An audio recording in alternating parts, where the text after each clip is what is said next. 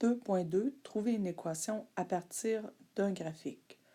On a vu dans la section précédente, dans le module 1, comment retrouver l'équation à partir d'un graphique en sachant que l'équation partait toujours d'un rond-point qui était à 0, 0. Pour nous, la différence, cette fois-ci, elle ne sera pas très grande. Ça va être que nos points ronds ne partiront pas de 0, 0.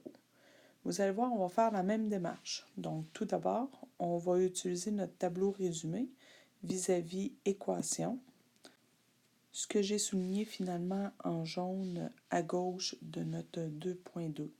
Donc, la première étape, comme on faisait dans le module 1, donc première étape, on va aller trouver la valeur de notre B. Donc, la valeur de notre B, on va la retrouver avec cette équation-là dans notre résumé. Donc, je m'en viens écrire valeur absolue de B. Je commence par B parce que je cherche mon paramètre B. 1 sur longueur. Je te rappelle comment on retrouve une longueur dans un graphique. La longueur se retrouve sur la marche. Donc, de moins 15 à moins 25, il y a un espace, une longueur de 10, de moins 10, mais on n'oublie pas, une longueur, c'est toujours positif. Donc, on va dire une longueur de 10. Donc, ici, je m'en viens remplacer mon longueur par 10. Puis là, mon B, il peut être positif ou il peut être négatif.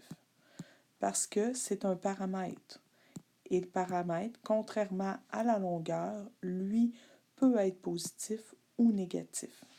C'est important de retenir. Comment je fais pour choisir? Parce que j'ai un choix à partir de ce moment-ci. Lequel je vais choisir? Mais pour le choisir, je dois m'en venir dans cette case-là, la deuxième case. Fait que ma deuxième case me dit, est-ce que tu as une table de valeurs ou une table de valeurs? Oups, je me suis trompée. Je vais effacer ça. Est-ce que tu as un graphique? Donc, ici. Ou est-ce que tu as une table de valeurs? Donc, ça se sépare en deux, là.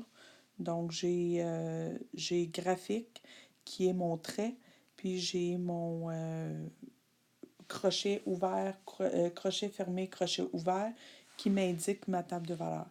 Puisque je suis dans un graphique, j'observe que sur ma marche, j'ai crochet ouvert, crochet fermé. Donc, je suis ici, là. Puis quand j'ai ça, je dois avoir un B. Ça m'indique que mon B doit être négatif. Donc, mon B est plus petit que 0. Alors, je me fais un dessin, comme sur mon graphique, d'une marche, une marche ouverte, une marche fermée, qui m'indique que mon B est plus petit que 0. Et là, je viens de justifier pourquoi mon B vaut moins 1/10. Première étape, faite. Deuxième étape, je vais aller chercher mon A. Puis mon A, je m'en viens où pour aller le prendre? Ici, dans mon tableau résumé. Mon A, il représente quoi? Il représente la valeur absolue de A est égale à la hauteur. Je te rappelle que la hauteur, tu dois aller la chercher dans ton graphique entre deux marches. Donc là, présentement, si, par exemple, je m'en viens voir ici, entre là et là, donc ma hauteur est entre 0 et 12, donc ma hauteur est de 12. Une hauteur, c'est toujours positif. Par contre, la valeur de mon A, lui, peut être positif ou négatif. Donc, c'est pour ça que j'ai une valeur absolue. Donc, un paramètre peut être positif ou négatif. Donc, 12 ou moins 12. J'ai une décision à prendre, puis là, il faut que je justifie cette décision-là. Quand je regarde mon graphique, si je regarde mon graphique, ma fonction, elle est décroissante. Fait que ça, c'est pour moi, c'est pas quelque chose qui est difficile à voir. Je regarde et je vois. Donc, fonction décroissante. Puisque la fonction est décroissante, alors il faut que le A et le B soient ou sont de signes opposés.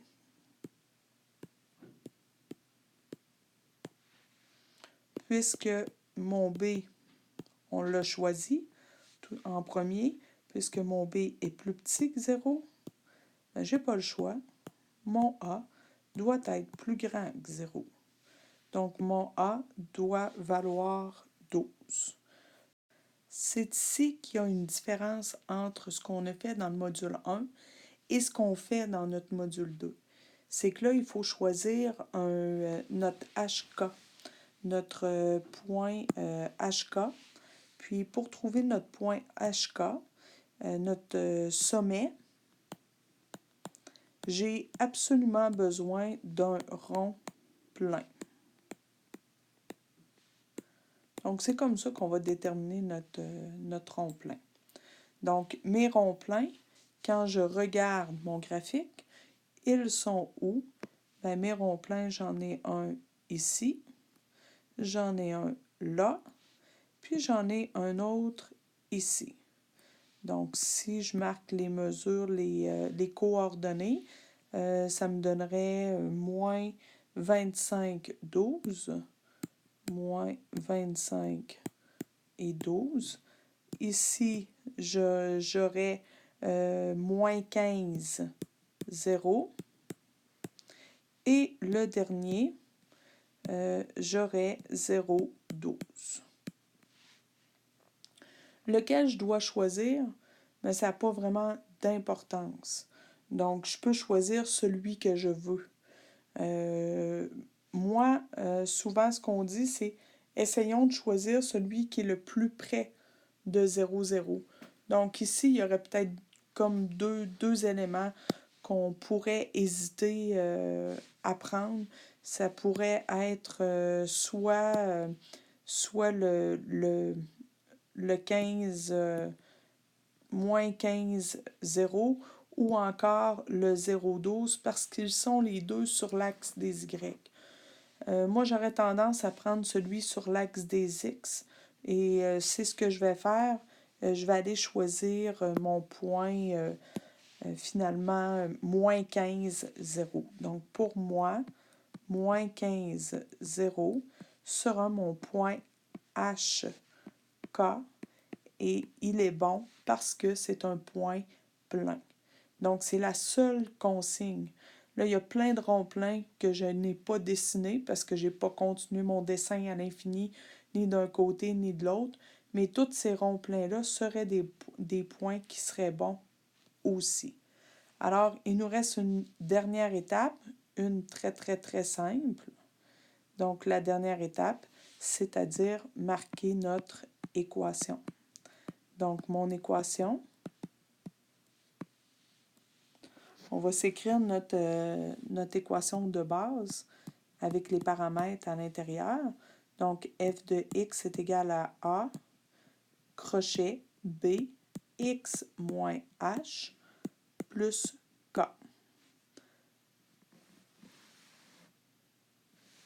Avant le h, il faut que je ferme mon crochet. J'ai oublié.